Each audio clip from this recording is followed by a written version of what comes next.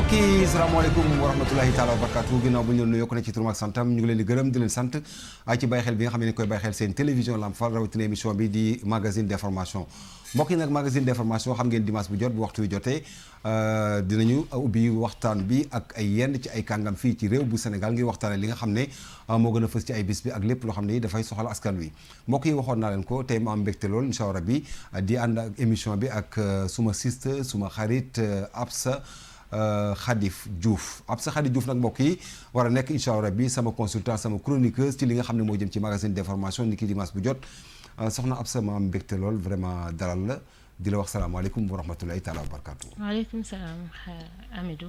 maa ngi lay nuyu di la sant di la gërëm. comme ni nga ko waxee sànq rek te ñu fas yéene waxtaanee lépp lu nga xamante ne war na amal njëriñ askan wi. fii ci suñu émission magazine d'information. may nuyu mbokk téléspectateur Lamp Fall TV yëpp. rawatina waa Kër Massar gi ma jógee. may nuyu aussi suñu invité bii nii te di ko jaajëfal. voilà di am mbégte nag vraiment di toog ak yow dimanche bu jot incha allah rabbi vraiment. incha allah mën nañu yaakaar vraiment benn xeetu xeltu bu am solo boo xam ne dañ ko def incha allah rabbi. incha allah jërëjëf mbokk yi nag ngir indi tey ji waxtaan bi mbokk yi ñu fas ko yéene waxtaan ak li nga xam ak boog yenn ci ay invité bokk na ci ki nga xam ne mooy Ahmadou Fofana nekk responsable Pastef foofu nga xam ne moom mooy ca Malika waaye it yor communication Modap di mbootaay bi nga xam ne mooy dajale doomu daara yi nga xam ne ñoo nekk foofee ca département bu Kër Massar monsieur Fofana am nañu mbégte dalal la salaamaaleykum. waaleykum salaam wa rahmatullahi wa barakatuh.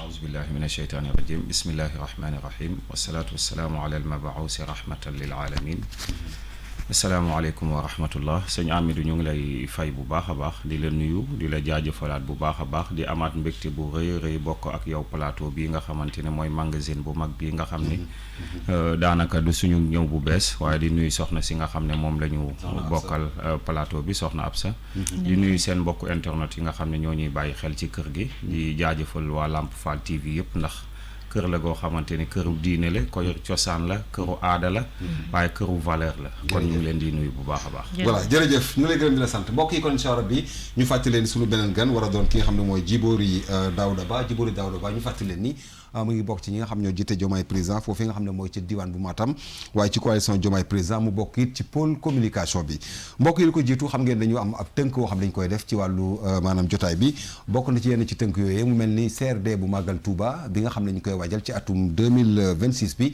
amal nañ ko foofee nga xam ne mooy ci diwaan bu Diourbel ci teewaay ki nga xam ne mooy gouverneur ba mboolem seen matuwaay yi nag jël nañ ko ngir mën a fexe ba nga xamee ne fii ñu jëm ci bis bi lépp dina mën a ñoŋ ñu déglu gouverneur ba ci micro suñu naatangoo bi ñu fa toogal di soxna Boussa Sarr. def nañ tuuru waajtaay bi si ponk yu bari rek bi si njëkk mooy wàllu sécurité kaaraange loolu foo naa ne muy takk der yëpp muy l'armée gendarmerie police ak sapeur pompier te ku ne événement spécial laaj également des mesures exceptionnelles loolu mooy tax incha allah rabbi dinañ jël matuwaay yi ba nit ñi màggal si jàmm dellu si jàmm beneen bi nga xam ne muy secteur u santé ndax Touba dëgg la carte sanitaire bi mun nañ ne répondre aux normes par rapport ak taille bi mais la fa nekk plombement rek existant bi dañ koy renforcer te foo naa ne loolu mooy jumtukaayu yi nga xam ne moom lañ def rek ci bëgg-bëgg yi leen li mooy subvention bi caisse d'avance bi niñ ko doon mobiliser ak ren bokkul xam nga bu njëkk dañuy def caisse d'avance mais ren dañ koo dugal ci crédit yi nga xam ne moom la direction régionale de la santé am techniquement lañ ci mën a waxtaan xool également nan lañ koy mën a mobiliser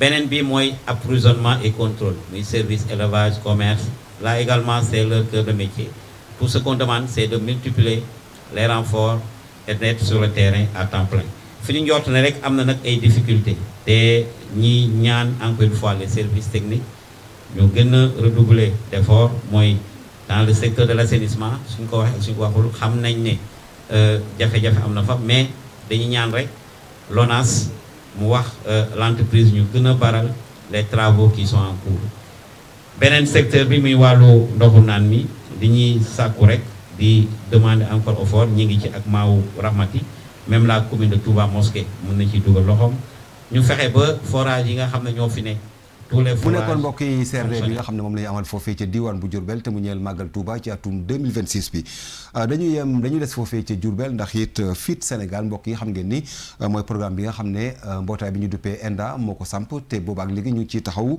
ñi nga xam ne ñooy ndaw ñi di maanaam jeunesse bu Sénégal foofee ca diwaan bu Diourbel nag jox nañ fa ay ndaw ci lu mel ni ay kit yoo xam ne ñu ko duppee ay kit d'insertion mu doon loo xam ne leen jàppale ci lépp loo xam dafa jëm ci seen wàllu nekkin ak lépp loo xam dafa jëm ci seen wàllu tàggatu ci faram-fàcce dañu déglu faram-fàcce bi nga xam ne jot naa am ci seen ndaje boobule. way tàggatu yi nga xam ne ñoo nekk ci pôle emploi dekk ci centre de formation yi nekk ci diwaanu Ndiarème jot matériel bu takku ci loxoy Cheikh Ahmed Tidiane Sey coordonnateur projet Fit Sénégal bu ONG ENDA Graf Say. dañu organiser benn cérémonie de remise ay kit d'insertion donc muy ay matériel ci xale yi nga xam ne dañ leen tànn ci initiative Fit Sénégal ànd ceeg acteurs yi nekk ci formation professionnelle yépp ñi nga xam ne ñoo ngi jóge ci CA yi ñii ci pôle emploi ñii ci chambre de métier la ñu lëkkal lool xool xale yi nga xam ne am nañ ay diplôme xale yi nga xam ne bëgg nañ liggéey te mënaguñu démarrer ñu jàppale leen jox leen matériel tey jii pour mën leen a gunge ñu mën a toog commencer seen activité génératrice de revenu mën a toog tekki fii ci seen gox. coordonnateur ENDA bi teg ci ne dinañ leen jàppale waat ci yeneen formation yoo xam ne dinañ ci mën a yokk seen xam-xam. suivi bi soo xoolee sunu phase bu njëkk bi. bi ñu defee évaluation dañu gis ne maillon faible bi mooy suivi bi moo tax ñu organiser atelier boo xam ne dañu définir ensemble ak acteurs yëpp suñu benn stratégie bu nga xam ne ñun ñoo ko tënk ak acteurs yi mettre ko en place pour que ñu mën a saytu ñi nga xam ne mooy xale yi nga xam ne accompagner nañ leen pour mën a xam ñan ñoo ci am ay jafe-jafe. mu di initiative bu am solo bu ñu dégloo Bakary Tamba moo di coordonnateur pôle emploi bu Ndiarème. doo mun a réussir loo xam ne mooy sa activité waaye ñoom yaakaar naa ne dañoo jàngee ci loolu xam ne jàppale bu ñu war a jàppale dafa war a nekk jàppale boo xam ne ay matériel la ñuy jox ndaw ñi te loolu lañ fi wane tey indi fi matériel boo xam ne tey boo ko doon lim ay millions yu bare la jox ko ndawu Jurbel yi pour lan pour ñu mun a taxawal seen yëfu bopp tàmbalee liggéey. coordonnateur ENDA Sahel ne projet bi day dugal nañ ci lu ëpp fukki millions ak juróom. Bombay RFM Babacar Diouf. kon ñu ko waxee woon Fit Sénégal di mbootaay bi nga xam ne moom la ENDA ONG ENDA taxawal ngir maanaam taxaw ñi nga xam ne ñooy ndaw ñi ci mboolem seen réew bu Sénégal rawatina fii nga xam ne mooy ca diwaan bu Diourbel ñu daal di wéy di mbokk yi xibaar yi jeexale ko ak li nga xam ne mooy jëm ci liggéeykat yi nga xam ne ñoo nekkoon ci maanaam armée française bi ñu leen fi jëlee ak léegi liggéeykat yooyu nee nañu dañoo nekk ci jaaxle ndax it xam ngeen bi nga xamee ne seen départ am na ñoom armée française boobule liggéeykat yi nga xam ne ñoo fekk baax ci réew mi di sénégalais yi nee na ñu ngi ci ay jafe-jafe guddi ak bëccëg yoo xam ne boobaak léegi saafara amul kenn ci ñoom ñu déglu ko ci ay kàddoom. tey nag jamono jii tey anniversaire bi ñu def nii tey boobu gisee ñu woo presse c'est pour alerter l'opinion nationale et internationale ci li nga xam ne ñun ci la ñuy dund ci injustice bi nga xam ne dañu ko teg ba pare ne noppi parce que comme quoi conséquences su muy def c'est des conséquences désastreuses actuellement boo xoolee sax tu lu firndetu lu am le tissu familial est en train de se briser parce que kenn ku ci nekk da ngay yëg doon liggéey di suturloo sa liggéey yore tout un monde derrière loolu yëpp tissu yëpp décision bi nga xam ne mooy suñu dàq suñu licenciement bi indi na ko ñi ñuy dàq suñu kër yi ñi nga xam ne nekkoon en location en location génne nañ leen seeni kër divorce yee ngi am nit ñee ngi tas parce que xam ngeen jamono métti na métti bi nga xam ne tey ji père de famille bu daan tey di xëy di joxe dépense nga toog joxatoo dépense dégg nga te nu mu jamono nu mu méttee divorce yaa ngi tas ñenn ñi dañuy dem sax seen goro ñoo leen héberger seen kër di nekk fa seen gàcc dépense sax ndékki sax dañ koy lijjanti te loolu demandé wuñu ko on n'a pas demandé de vivre ça bu ñu waroon dem def nañ ko lenn rek moo des monsieur le président de la république son excellence Bassirou Diakhar Diomaye Faye yàlla moo la tànn teg la ci réew mi nga nekk le père de la patrie bàyyi de la nation bàyyi ñëpp yàlla moo la ko jagleel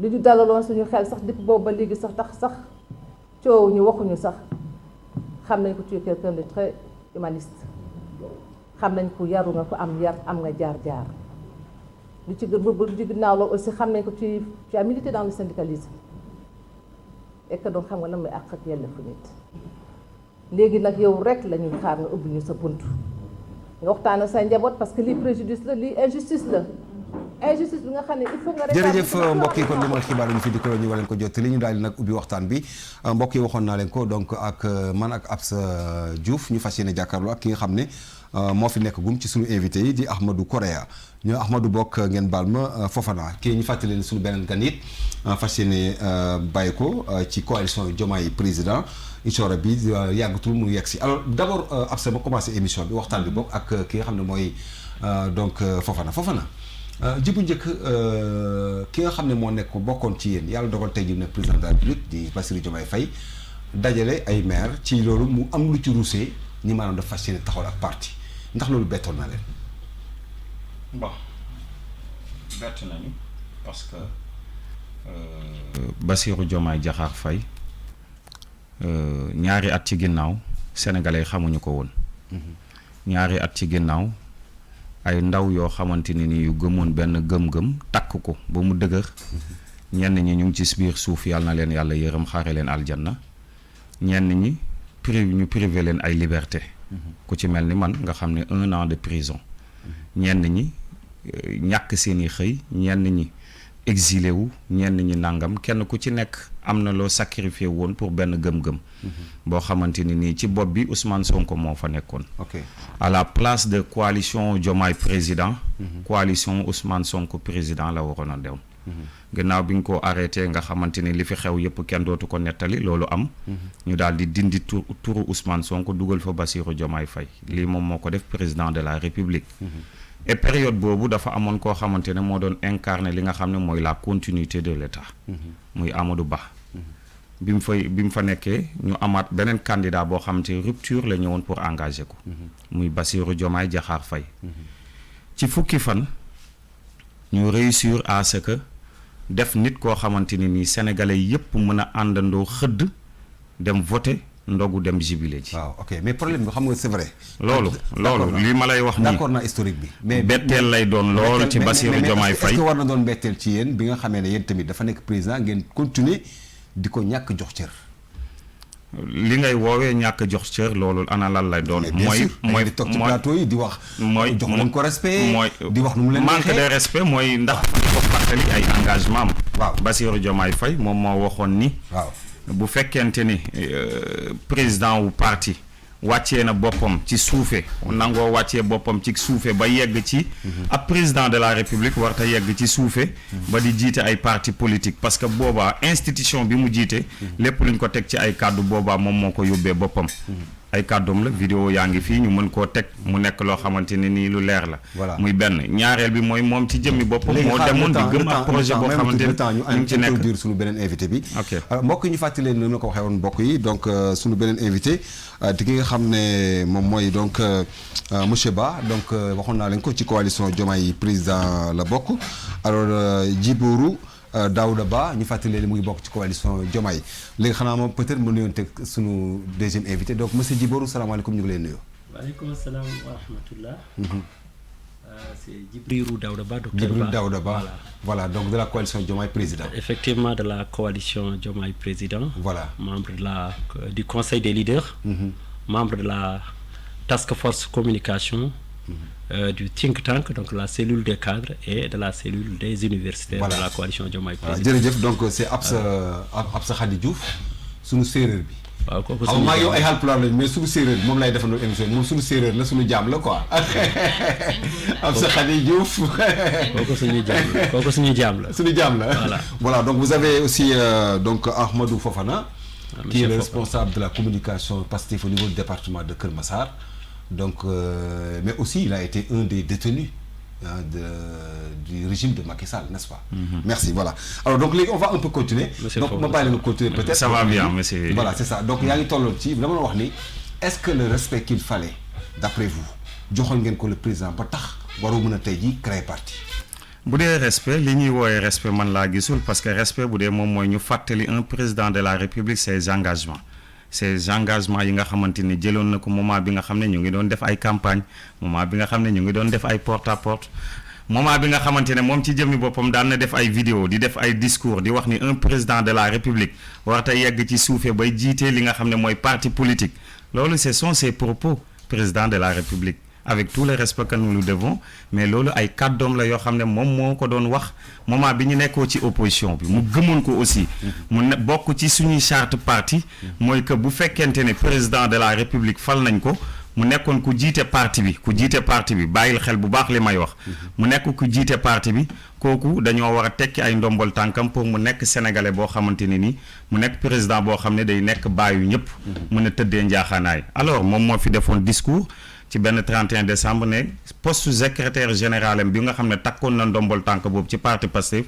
tekki na ko pour lan pour nekk président bi gën a féete tëddee njaaxaanaay nekk président boo xamante ni nii day njaboote sénégalais yëpp nekk au-dessus de la mêlée léegi loolu fàttali ko loolu est-ce que loolu manque de respect la. mais accepter nga il a le droit de créer son parti.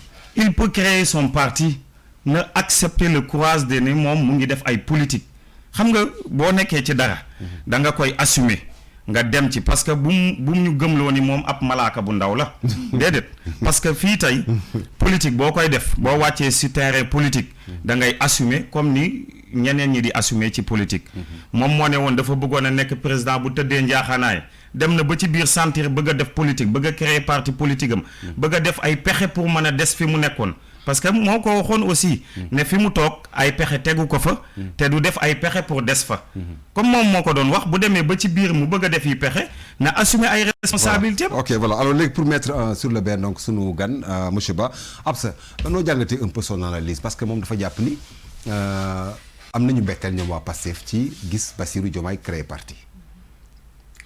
man sama laaj ak moom mooy nan la gisee moom bennoo gi nguur gi nekkee. waaw. ci doxalinu pouvoir bi. ok bennoo bu. nguur gi bëgg a am ci doxalinu pouvoir bi. voilà j'ai pas trop compris bennoo bi ci nan. bennoo bi par exemple. bennoo bi maanaam yéen ak coalition Diomaye ak.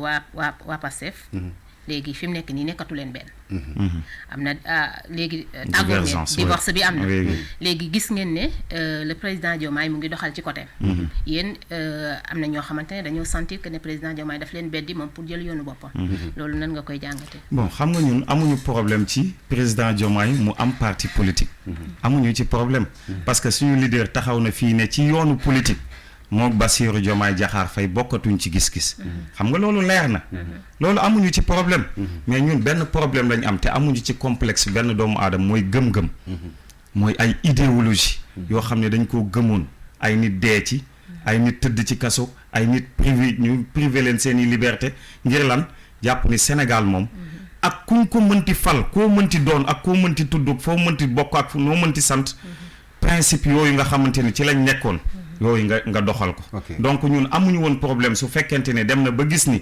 daa war a créer partem doxal ay xalaati boppam pour sax am beneen mandat amuñu ci problème parce que Pastef c'est le parti le plus grand ici au Sénégal mooy parti bi fi ëpp doole te loolu bu ñu yeggee ci ay élection dinañ ko wanewaat mais li ñu bëgg mooy projet bi nga xamante ne moo taxoon 54% xëy dem voté li ji ko pour teg ko ci palais bi mu doxal projet boobu ci intérêt sénégalais. Merci alors monsieur Ba en tout cas ñoom Pastef ils disent que ils sont très déçus le fait de voir aujourd'hui le président de la République vouloir créer un parti mais yéen coalition Diomaye est-ce qu'on peut dire que vous êtes déçus ou bien idée bu rafet la d'après vous. waaw merci beaucoup monsieur Ba. may ma rek balaa may dugg ci débat bi. ginnaaw bi ma présenté wu ba pare. ma mën a nuyu suñu kilifa yi. di nuyu bu baax di ziar si effectivement le président de la République. Son Excellence Bassirou Diomaye Diakhar Faye mi nga xam ne mooy suñu président de leur coalition. Tout à fait di nuyu soxna Aminata Touré docteur Aminata Touré jigéen ju mun góor yoo boobu di vraiment di ko féliciter ci liggéey bu baax bi muy def. ainsi que tous les militants et sympathisants de la coalition Diomaye président. notamment ñi nga xam ne ñu ngi côté Fouta di góorgóorlu bu baax. parce que foofu laa dëkk moo tax mooy def clin mais c'est tous les Sénégalais. Et j'en profite aussi di nuyu mes amis de Bouclier. Qui font un travail de titan. Ainsi que toute la task force communication. de la coalition Diomaye président. donc maintenant. ginnaaw bi ñu rafetlu idée boobu. ma bëggoon rek. ñëwaat ci lu tax. ñu egg foofu. waaw lu tax ma naan damay rafetlu. parce que le président Bassirou Diomaye Diakhar Faye dafa woone loyauté par rapport à l'État.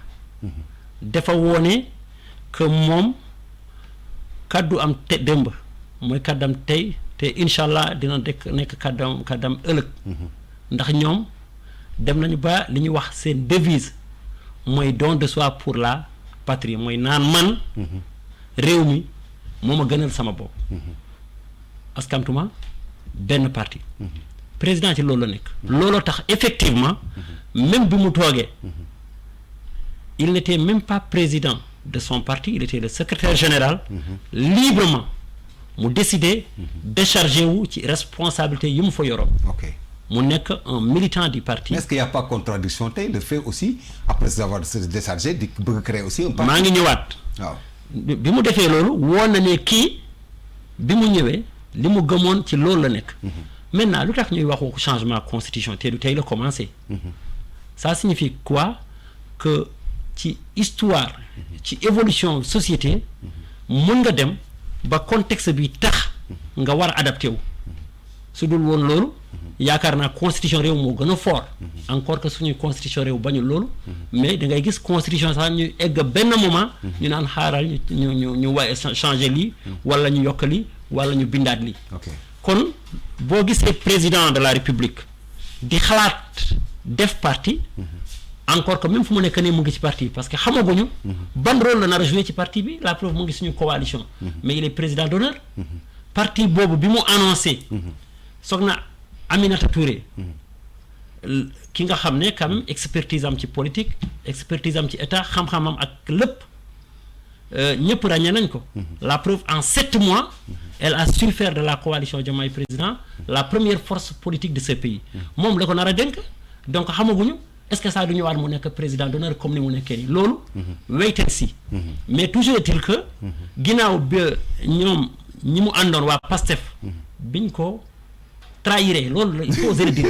le président est victime d'une trahison ñun ñi ñëpp ñi nga xam ne ñoo taxawoon voté taxawoon joxe une majorité écrasante. Oui, j'ai voté. Et d'ailleurs même ceux qui n'ont pas voté c'est pour tous les Sénégalais. loolu aussi dafa bokk ci ay engagement moo tax ma naan le président est loyal ci li ñu doon wax. mooy que boo nekkee président tu es le président de tous les Sénégalais pas d'une chapelle. donc le président est le président de tous les Sénégalais y compris ñi nga voté ñi ko voté wul woon. man nag bokk naa ci ñi ko soutenir ba mu nekk fii. bokk naa aussi ci ñu xeex ba mu am majorité écrasante. te majorité boobu noonu bi ko gars yi doon ut dañu naan il faut que ñu am ñu dooleel président. tey jii gis nañu parti boobu ak majorité boobu moo wëlbatiwaat. di ko xeex looloo tax ma naan ñoom ñoo ko trahir. te di ko xeex. parce que moom il est sur les principes ci ñoom. li ñu yàgg di wax ak di ko xeex. ñoom ñoo wàcc yoon wi. donc loolu. comme ni ma la waxee bu contexte bi laajee mu xam ne parti boobu ñu bari ci ñoom. c'est pas tout le parti. c'est pas tout le parti encore une fois. parce qu'il y a quand même des responsables qui sont restés dignes. qui sont restés loyaux. à la République ñu naan ñun. li ñu doon wax démb loolu la ñuy wax tey. Sénégal moo ñu gënal ñëpp. on va continuer à servir le projet. on va continuer à servir le pays. di doolal l'institution présidentielle. di liggéeyal suñu réew. ñeneen naan man. nit wala ay état d'âme wala ay égo ñoo ma gënal.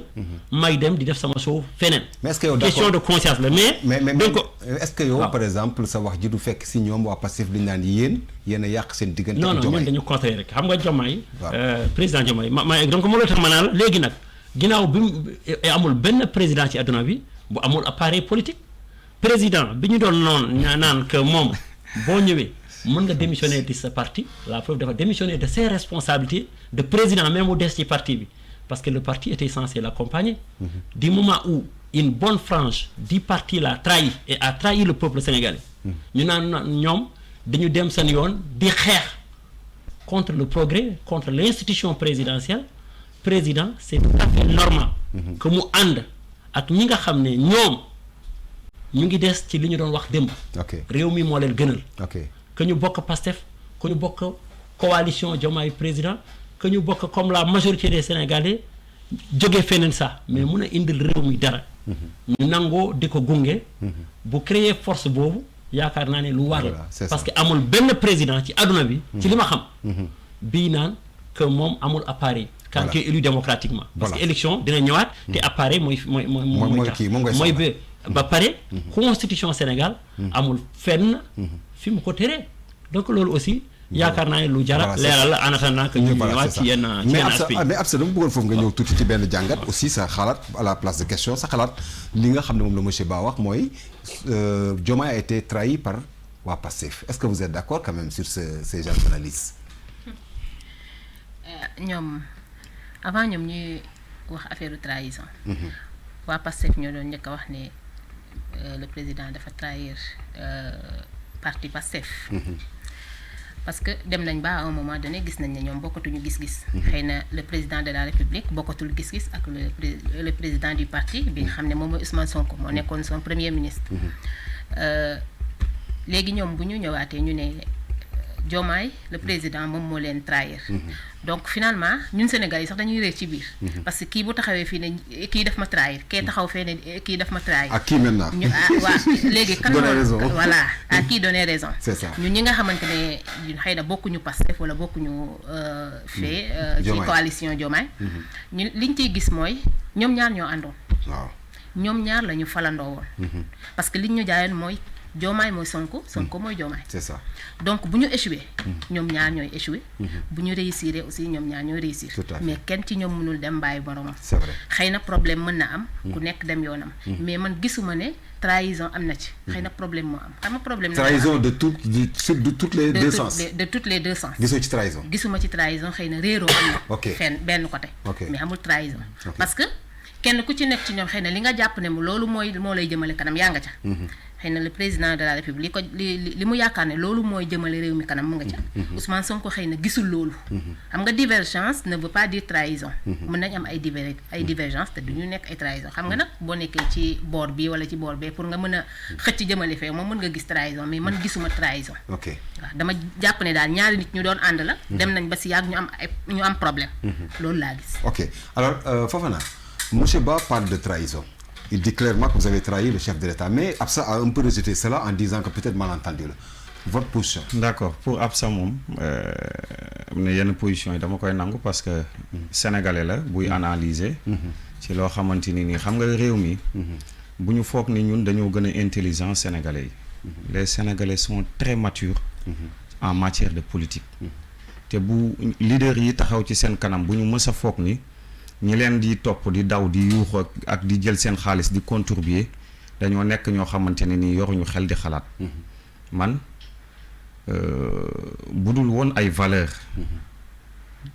jomb naa lool di toog ci langue politique ñu ma ciy séen xam nga lu tax mooy damaa jàpp ni politique jaamu yàlla la damaa jàpp ni suñu borom buy wax ni inna allaha astara minal mu'minina anfusahum wala suñu borom di wax ni yàlla du soppi ab génération lu dul ni ñoom ñoo bëgg changement mu defal leen ko engagement boobu doomi aadama bi moo koy def te damaa jàpp ni Sénégal am na lépp lu mu war a taxaw ci kanamam lu waroon a tax mu décoller mu avancer de 60 à nos jours dañoo mës di quémander nekk ci ginnaaw tubaab yi nasaraan si ñun réew yi ñu dem ci sous-région yëpp bu ñu waxee ab Thomas Sankara wala ñu wax ñu ab Lumumba wala yeneen ñu xool seen jaar-jaar wala ñu ne Cheikh Anta Diop wala Mamadou Dia dañ daan am rêve kañ la ñuy gisaat benn leader bu mel noonu ñun dañu topp nit waaye dañuy topp ab gëm-gëm boo xamante ni nii moo taxoon tey léegi ma lay laaj si jaada pour war a julli lu tax mooy gëm-gëm boobu Muhammad dem na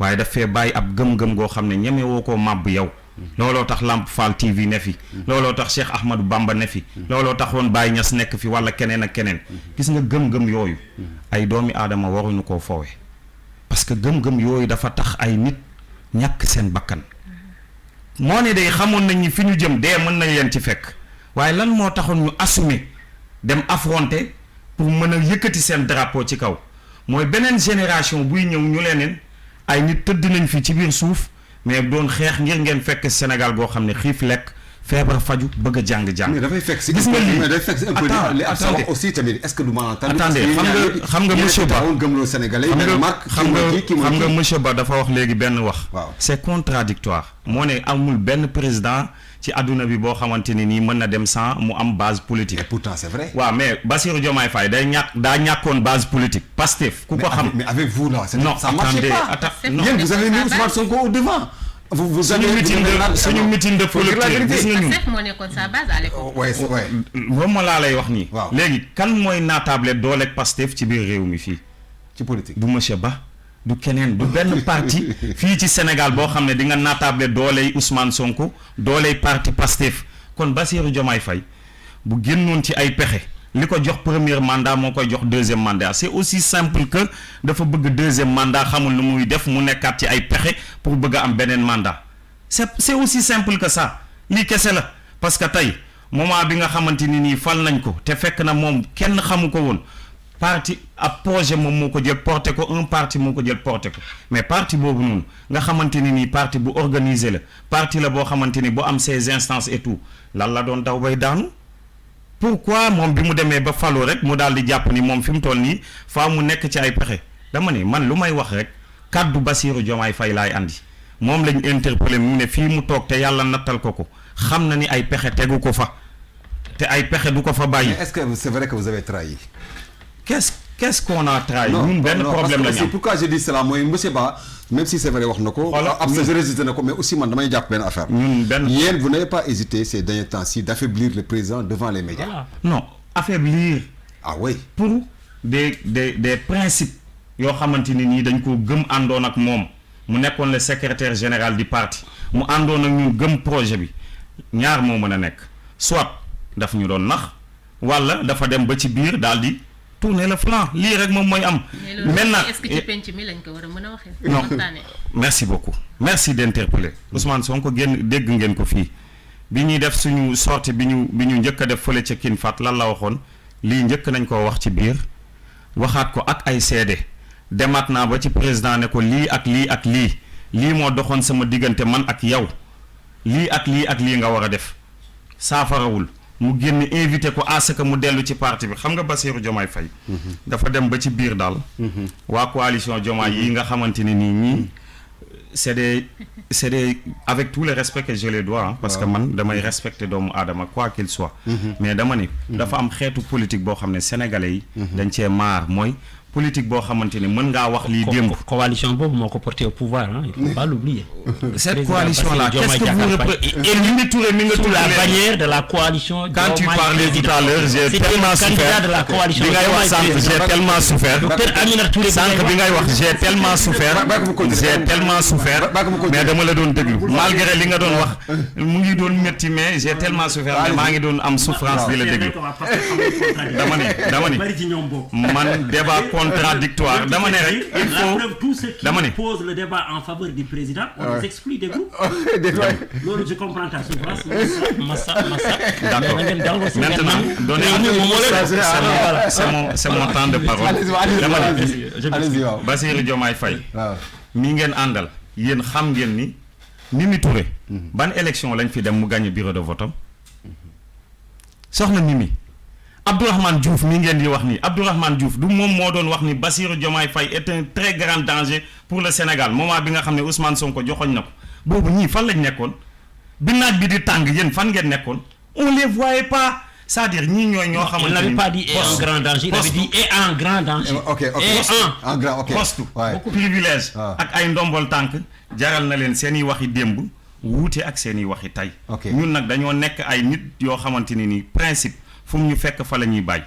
ñu fal ñu ay ndombol tànk ak ñu dàq ñu moo yem ci ñun képp moo tax ñun dañuy ànd ngir Sénégal goo xam ne dañ koy changer radicalement te loolu lu mu jar dinañ ko def te bu ñu demee ci élection yi li ma leen di ñaan mooy bu leen puus bu leen randal fu ngeen génn rek ñu wan leen ni yéen amu leen majorité ci réew mais aussi monsieur Ba il y a un problème aussi c'est vrai que je suis entièrement d'accord ci souvent le comportement des pacifiens envers le président mais vous aussi de votre côté Diomaye président est-ce que vous ne croyez pas trop aussi que vous êtes en train de dugal président ci benn risque pourquoi parce que aussi am na lu mu wax sànq il faut l'accepter la puissance du parti Pastef avec Ousmane Sonko est-ce que vous avez mesuré tout cela malgré votre coalition et malgré le fait de vouloir créer encore un autre parti waaw ils ont problème avec Ousmane Sonko non bàyyi ko mu continuer waaw allez-y man de personnellement waaw awma problème ak Ousmane Sonko la preuve bi mu nekkoon tête de liste élection législative yii nii dem naa fi ma bokk te mu gën a jafe xeex ci Sénégal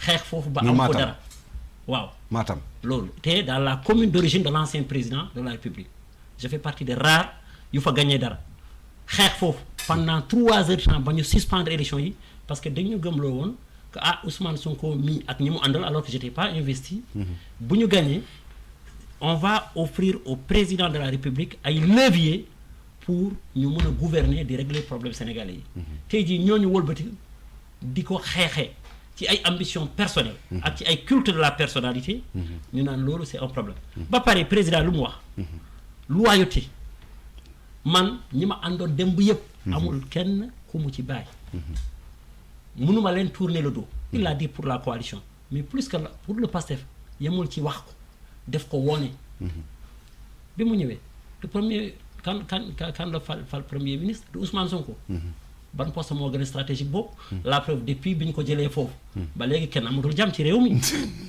donc dafa mer bi mu ñëwee est-ce que du waa PASTEF ñoo nekk l'essentiel de l'appareil étatique même ci gouvernement bii nii ñoom ñoo taxaw de ñu naan on les a consultés pour servir la République ñu naan non ñun projet la ñu gëm àndatuñu ak moom dama ne yow ngeen ànd def le tour koo xam ne c'est un des concepteurs du projet te yow mu jox la fonction ministérielle ou direction générale donc ngay exécuter projet boobu nga naan la non man finalement où est le projet ñooñu da ngay xam ne c'est des gens pleins de contradictions mais loolu jarul ma ci insister trop par rapport maintenant à la coalition bi PASTEF ci la bokkoon kenn génnalu ci kenn ñoom ñoo génne et encore que du PASTEF yëpp le président c'est vrai va créer un parti avec ay responsables PASTEF yu bari ñoo xam ne ñëpp ràññee nañ leen fii mais encore une fois du ñooñu rek ak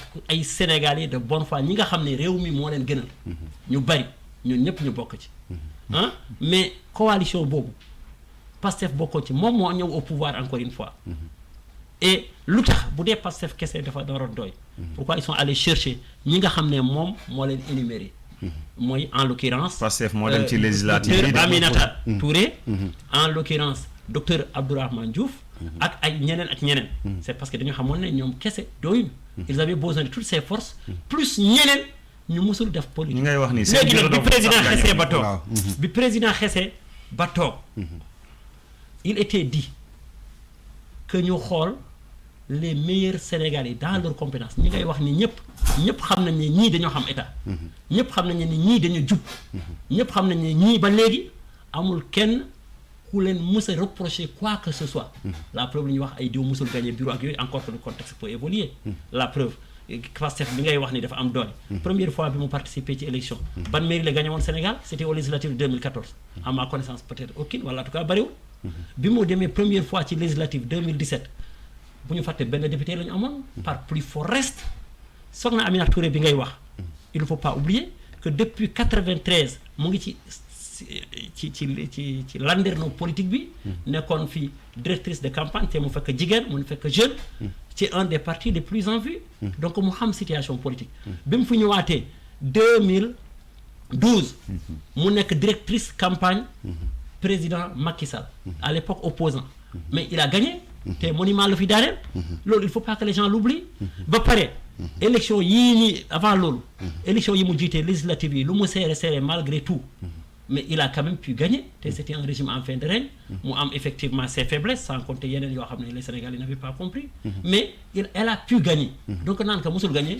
loolu ay wax yoo xam ne ça ne repose pas sur la vérité ba pare élection 2024 mais malgré cela Aminata Touré je termine sur ça en 2024 docteur Aminata Touré était la superviseure de la coalition Diomaye Président donc c'est pas une nouvelle coalition et cette coalition a gagné à 54%. bi mu doon nekk superviseur ba coalition bi gagné ñoom ñëpp ñu ngi woon fii kenn waxul woon ne kii mënul gagné warul nekk superviseur. C'est vrai. donc tey jii mu naan moom Sénégal moo ko gënal mu décider en toute cohérence de continuer de soutenir le président bi nga xam ne ñoom ñëpp ñoo àndoon tànn ko tey nag kenn ëpp ko CV ci PASTEF.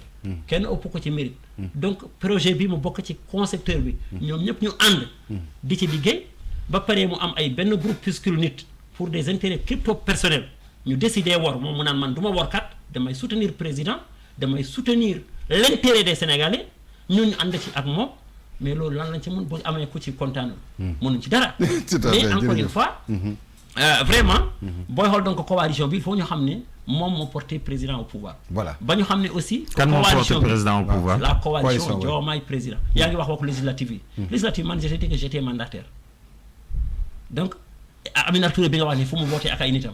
Abdourahmane Diouf yi bi nga wax ni fu mu voté ak ay nitam. ñeneen responsable ñu ànd ak président ñëpp ay ñoom Ibrahima Sy ñoom Diémé les je parle des ministres ah ak ñoom Aldiouma Sow ak ay seeni nit fan la ñu nekkoon ils n'ont pas voté donc c'est les Sénégalais te bi ñu doon voté li ñu jaay mooy que président de la République la ñu war a jox majorité. ok ci histoire Sénégal. Voilà. président bu toog ñu jox ko majorité pour mu liggéey. Voilà. bu nit jëlee majorité boobu di ko wëlbati ko contre le président kooku moo tax ma naan il a trahi et li ci gën a bon ci trahison bi c'est pas seulement la trahison contre la personne du président. qui est un frère loyal qui leur a donné tous les honneurs mais contre le peuple sénégalais. ok Voilà. voilà merci voilà alors mbokk yi ñu jàll ci ñaareelu pàcc bi mbokk yi soxna Absa xam naa mën na ñëw ci li nga xam ne moo jëm ci limogeage yi nga xam ne fan yi am na ci conseil des ministres bokk na ci ki nga xam ne moo jiite woon DER di soxna Aïda Mbodj ak ki nga xam ne moo jiite woon SOMISEN di Ngagne Demba Touré directeur général bu Petrosen ba ci LONASE alors Absa peut-être ma bàyyi la nga lancer question ak ki nga xam ne moom mooy peut-être Fofana par rapport ak limogeage bi nga xam ne seetlu nañ ko ci conseil des ministres bi nga xam ne mooy proche Sonko yi. li ma koy njëkk a laaj mooy est-ce que limogeage yooyu yéen xaaroon ngeen ko. dara dootuñu bett parce que ñu mel ni ñoo nekk ci wetu Bassirou Diomaye Faye. Diomaye Faye mi doon wax ni boo amee koo xamante ni daf laa bëgg ba nga xam ni dalaa bëgg xam mënatu laa wan lu war a tax nga xam fan nga toll ci moom te ragalu laa wax dëgg. mën na laa wax dëgg ba nga yëg ko ku mel noonu boo ko dindee ci sa wet teg ci sa wet ñoo xamante ni nii dañ la naan oui président lu mel nii rek nga mën a def dàqu Ngagne Demba Touré dàqu soxna Aïda Mbodj dàqu keneen ak keneen. mënatuñoo bett ngeen xam ne nag loolu day am. waaw non dama ne dara du ñu bett xam nga ñun lu ñu dundul ak Macky Sall du avec Diomaye Faye mii lañ koy dundal. waaye gis nañ ne tamit ñooñu mosu ñoo nekk en phase avec le président. dañ doon lire seen ay post Facebook ak yooyu noonu gis nañ li ñu doon yekk président bi. maanaam manque de fidélité manque de fidélité manque de respect bi ak yooyu comme. ñooñal la mu wax léegi ñooñal la ñoom Ngagne ñi mu limee ñi mu limee. non manque de respect ñi mu limee sax am na ñu mu xam nga limee ñoo xamante ne nii ñun gis nañu seen. post Facebook. liñ ciy yekk président bi. non pas yekk président Bassirou Diomaye Faye benn nekkuñu ak yow ñun Ousmane Sonko la ñu àndal. voilà c'est ici le problème xam nga. nañuy teg suñu loxo fii métti ci mbir mi rek bu ñu bëggee am solution. dama ne Diomaye Faye benn problème la am. mooy lan moo tax ay nit nekk ay directeur général wala ñu nekk ay ministre wala ñu nekk ay PCA dem toog ci plateau dina wax Sonko 2029. c'est gênant. pourquoi c'est gênant. alors du Bassirou Diomaye Faye moo toog fii ci. je peux pas être le directeur de cette maison. et que un agent se permet quand même d'aller remercier le chef de may ma tuuti rek Bassirou Diomaye Faye moo def fii ci benn discours 31 décembre wala où mu invité la presse daf leen ne ay nit bu ñu am problème ci Ousmane Sonko di xool li nga xamante ni mooy fauteuil waaw na ko xool dem bu na sax baax bari na ko xool bu baax waaw. bu mu ko ne sax bu mu ko catal pour mu toog ci. bu mu ko catal na ko xool bu baax. waaw te moom la doon liggéeyal pour mu toog ci 10 ans mu koy liggéeyal pour mu toog ci fauteuil mënu koo réussir et Ousmane Sonko l'a réussi en 10 jours. mu ne ko mu ne est-ce que ni ko Absa waxee déglu rek mu ne ko di am na waxee envers l'autorité mu ne ko te bàyyeeguma te du ma mës a bàyyi kooku bu waxee loolu ay nit di wax ni Ousmane Sonko 2029 lan moo ci war a nekk sa problème. est-ce que mënuñu woon xar ba 2029 egsi comme wax na loolu. non mënuñu ko woon xaar non dama ne Ousmane Sonko mooy le guide de la révolution sénégalaise loolu ku mu naqari da ngay xool neneen noo def loolu bu fekkente ne moom mooy métti nag président de la république mooy li mu waroon a def mooy dès le commencement mu jël son courage à deux mains ne ko Ousmane Sonko man est-ce que métti na ko dëggantaan kii mooy guide de la révolution kii mooy mais bu ko méttiwul woon du convoqué waat sax la presse di wax ne Ousmane mës ta gëm affaire de guide ñun ñoo ko traité comme le guide ñun ñoo jàpp ni non lu ñu xamante nous on a un projet loolu laa wax Ousmane Sonko sax bu wàccoon projet bi ñu wax ko ñun amuñu problème boobu ñun dama ne seeni amitié ñoom ñaar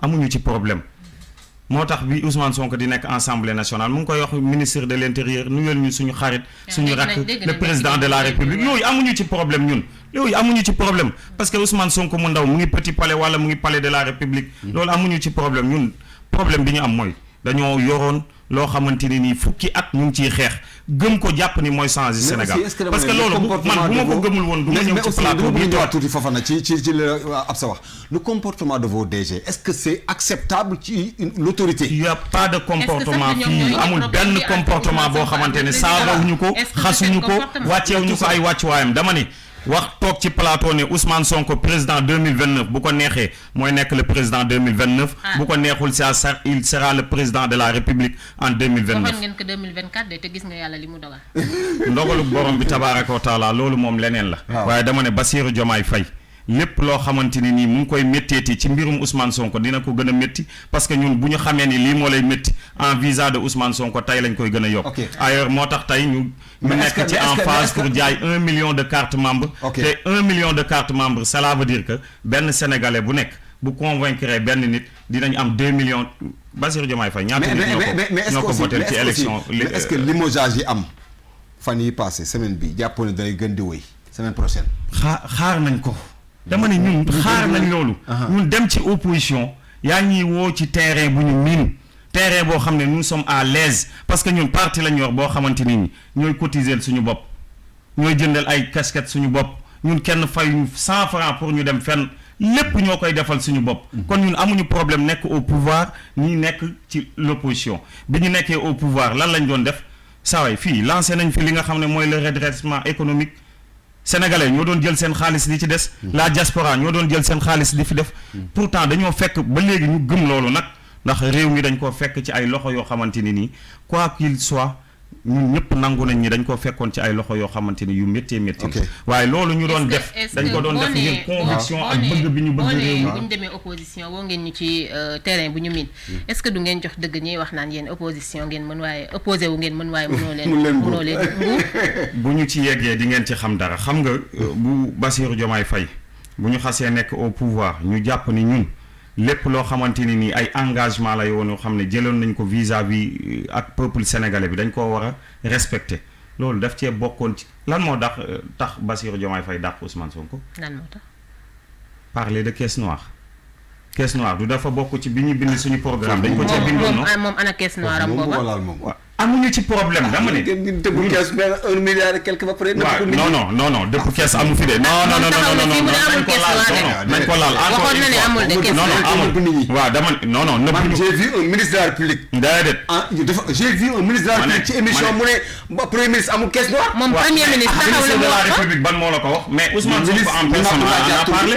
non dama ne ma ne nday mbi lim ci jëmmi boppam la femme qui est à l'Assemblée nationale nday mbi lim ci meeting am boobu noonu taxawul woon mu ne kenn du taxaw wax ne am naa caisse noire kenn du génn wax ko dama ne après moom moo ñëwaat assemblée Ousmane Sonko ci jëmmi boppam bi ñuy def suñu meeting bële ca 8 mars dafa ne kenn mënul génn ne Ousmane Sonko am na caisse noire 8 milliards loolu ku ko génn wax dootoo ko dolli parce que du 8 milliards attendez rek moom ci jëmmi boppam moo taxaw ne am na caisse noire boo xamante ni nii bu nekk primature nekk 1 milliard 700 et quelques président de la République am 8 milliards Assemblée nationale mun koo am ñun amuñu problème xaaral rek ñun amuñu problème pour ay caisse noire di am de xam nga fan la suñu problème nekk mooy nañ ko encadrer nañ fexe ba dërëm buy génn di dem ñu xam fan la dem ak buñ koy contrôler ñu xam fan la ñuy jaar pour mën ñun problème boobu la ñu am parce que yow soxna si mën ngaa am yow sénégalais nga caisse noire boobu sa soxla mën na cee yegg te président de la République war na la mën a fajal sa soxla non attends dama ne araam na li président Ousmane Sonko wax dafa araam fii kenn du fi yàq suñuy wax dama ne Ousmane Sonko dafa ne araam na ñu votel nit 8 milliards mu dugal ko ci pièce nga xam ne amul benn contrôle bu ko neexee jël almetam taal ko te kenn du ko laaj lu tax loolu araam na ci sénégalais xaalis bu ñu ñàkk léegi tamit li may ñëw Hamidou balaa ngay kii bi mu ñuy wax ñu serrer la ceinture pendant ce temps mi ngi doon encaisser 5 millions de francs par jour sunu dos Ousmane Sonko naa bénéficié de 0 franc ci salaire 1 milliard 770 millions caisse noire bi c'est 5 millions par jour waaw ma ne loolu xaalis boobu lan moo tax ñu xam nga bu ñu lëndëmal sénégalais yi caisse noire bu ñu koy wax wala fonds politique lan moo tax ñu def ko dañ koo dresser pour que am na ay urgence yoo xamante ne nii fi nga nekk léeg-léeg ñu ñëw solliciter la ci dara loo xamante ne ay faratay réew mi la nga dem jàppale leen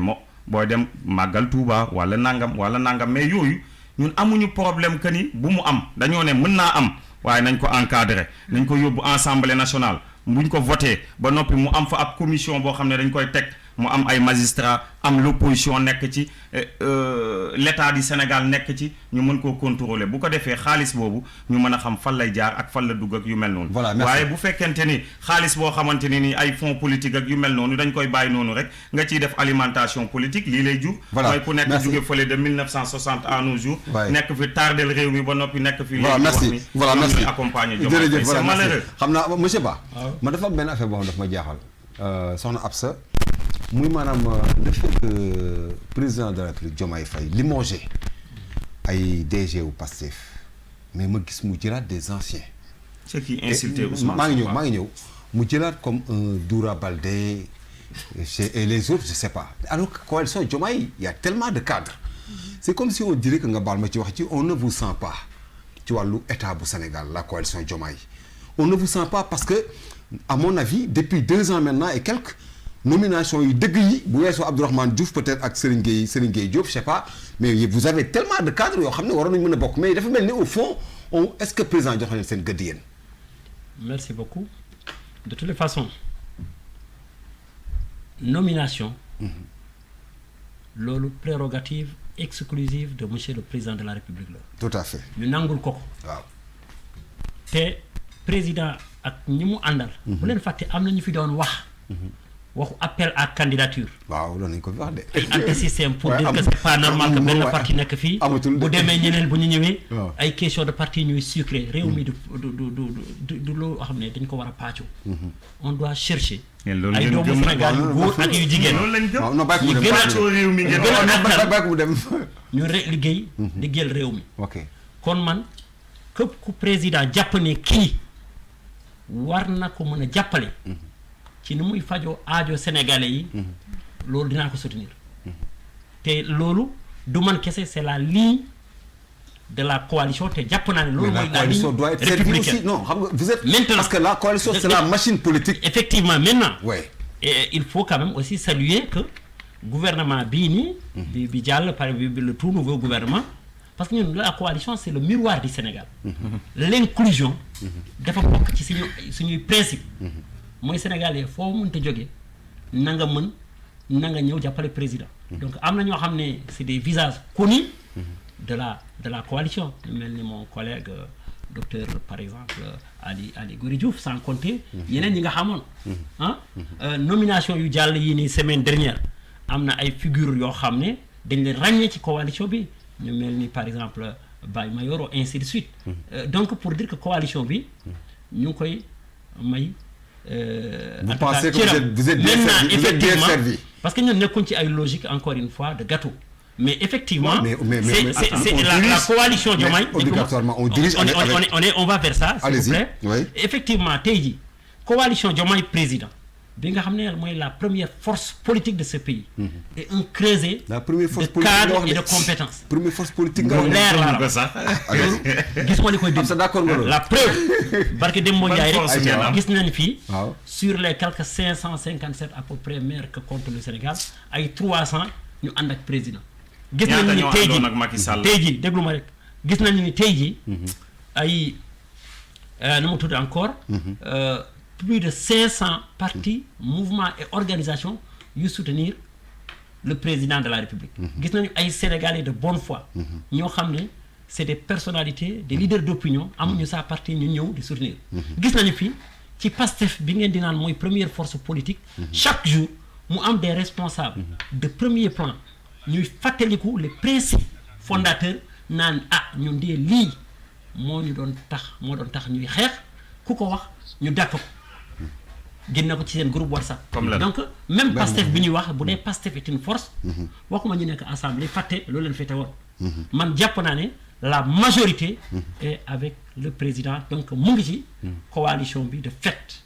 maintenant pour revenir ci limogeage yi. donc vraiment mais li ma la nangul mooy que effectivement góor ak jigéen ak ay compétences yooyu taxaw di dooleel président de la République c'est tout à fait logique et normal que le président de la République dooleel leen c'est comme ça que ça se passe dans tous les États même bu dee ñun du ñu def ni gars yi doon wax ay parti État gëmuñ ko ñun démocratie la ñu gëm république la ñu gëm mais maintenant ci loolu yow su dee da ngay xeeb nit wala respecté wu li gën a logique ngay naan am nañu opposition la ñu mën bu dee yow opposition nga mën nga bëgg ko il faut être cohérent da nga war am dignité nga démissionner jàkkaarloo ak kooku mais munoo nekk à une stature à une fonction à la faveur du décret du président de la République nga ñëw toog matin midi soir ngay teg lu nekk ci président boobu di ko Rousseau ci ça Sénégal. Mais est-ce que jàpp aussi que le président a laissé faire? Pourquoi il a laissé faire? Parce que même bi fi premier ministre nekk Ousmane Sonko étant premier ministre on voyait tout cela mu toog di mu koy lu naan mu koy bayal. ku nekk ak ni ko yàlla bindee ku nekk ak ni ko yàlla bindee mu ngi koy bayal Ousmane Sonko c'est un leader qui a la charisme. Ouais. am dayo boo xamante ni suñu borom moo ko def xam nga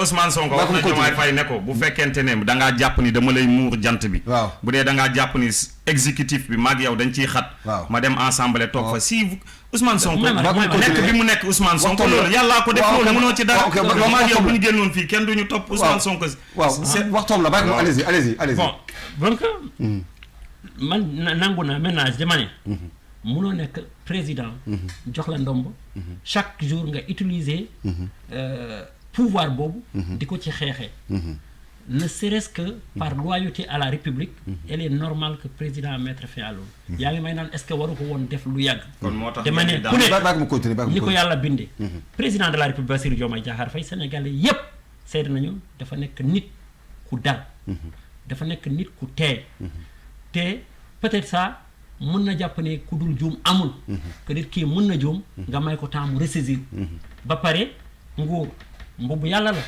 bu la ko yàlla ni ñu ko waxee ci olof prêter abale joxe man damay naan saa yàlla du jox kenn nguur moom boppam rek la ko jox moom rek moo ko yor def laa koy prêter mooy alxaw abale voilà preuve daf koy jëlaat donc il faut bu la ko abale da ngay jël qualité moom yi mu am mooy di jéggale di jàllale di nangu nit ñi juum président man jamaja au lieu nga yaakaar ne man am naa doole di saaga di écraser di écarter loolu defu ko te loolu la yàgg xeex moo tax ma naan il est loyal ñi koy xeex ñoo ko trahir république mais léegi nag loolu bu ko yàlla defee mu mel noonu yëpp ba fi ñu toll ni il faut quand même que à un moment effectivement comme ni nga waxee ne serait-ce que pour la sérénité le respect des institutions ñi nga xam ne ils ne sont pas conscients que ñoom léegi ay kilifa lañu ils ne sont pas conscients que le président de la République c'est la première institution du pays mais ñooñu da nga leen war a jël nga teg leen fee beneen affaire bi ma ci bëggoon yokk loolu aussi il faut que mu leer c'est vrai que ñu ngi ci contexte peut-être inédit parce que mosuñu gis un président bu fal ay nit ñu toog di ñu koy xeex c'est la première fois mais même dans le passé ci nguuru président Macky Sall ci nguuru président Abdoulaye Wade ci nguuru président Abdou Diouf ci nguuru président Senghor président décret wax nañu prérogative am dafay nommer dafay démettre et il n'est pas donc dit donc mu am droit boobu moom moo am toutes les informations nous on n'a pas toutes les informations c'est vrai que am na ñoo xam ne ñun ñëpp seet nañu ñii seen posture c'est pas une posture républicaine mais attention il est possible aussi que les gens là soient démis pour insuffisance de résultats am na ñuy wax ci réew mi am na ñu bari ñoo xam ne d'après vous c'est le fait que ces gens soient démis c'est pas par incompétence dama constaté qu'ils sont démis c'est parce qu'ils n'ont pas été fidèles au président. En tout cas, il y en a qui ont manqué de loyauté vis-à-vis du président et vis-à-vis de la République. Ouais. Mais au-delà de ça, rien ne me garantit que les gens ne sont pas démis parce qu'ils ont été incompétents. Sénégalais yu bari ñu ngi wax ni effectivement ci ay secteurs yu bari que gisaguñu résultat yi donc loolu le président dafay mel ni coach il faut mu def les changements qu'il faut.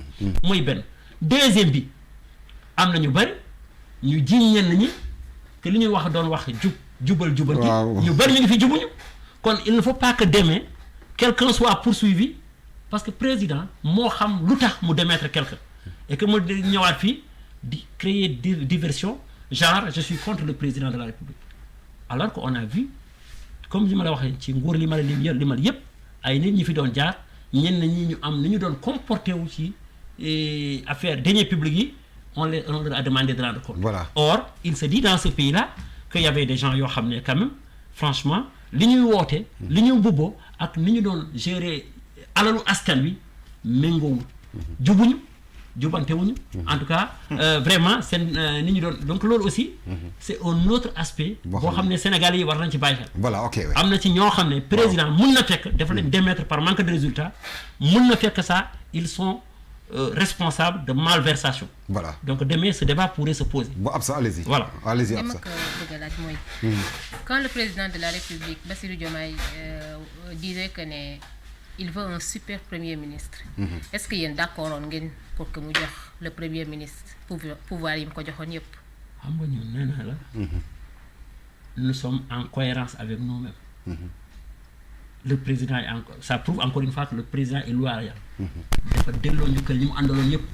mais am na ñoo xam ne xamuñu luy teeraan boo joxee nit nag cër mu woon la ni que moom atte na ko wala mérité wu ko te loolu mu dem ba yàkkal réew mi loo bëgg nit comme on avait dit encore une fois ñoom seen devise moo nekkoon don de soi pour la patrie boo xam ne lii la patrie en pâtit il faut nga def les corrections nécessaires pour que réew mi mun a jëm kanam. Ok. Mais donc man loolu rek c'est sous ce registre là que je mets ça prouve que le président bi mu jëlee nguur gi soppewul dara ci moom ci ni mu doon xalaatee ci ay valeurs ci ay principes yi mu doon dox. jàppoo aussi ne comportement Ousmane Sonko en tant que premier ministre envers le président nekkul woon pouvoir yu bëri yi mu ko joxoon moo taxoon mu doon comporté woon.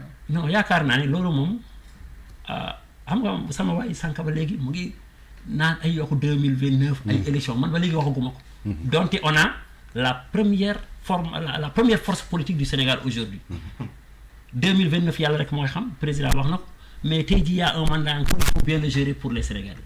Mais les hommes comme on dit donc l'homme d'État pense à la prochaine génération. ñun avenir au Sénégal ak suñu doom yi moo ñor président ñeneen ñi culte personnalité ak benn nit moo leen ñor.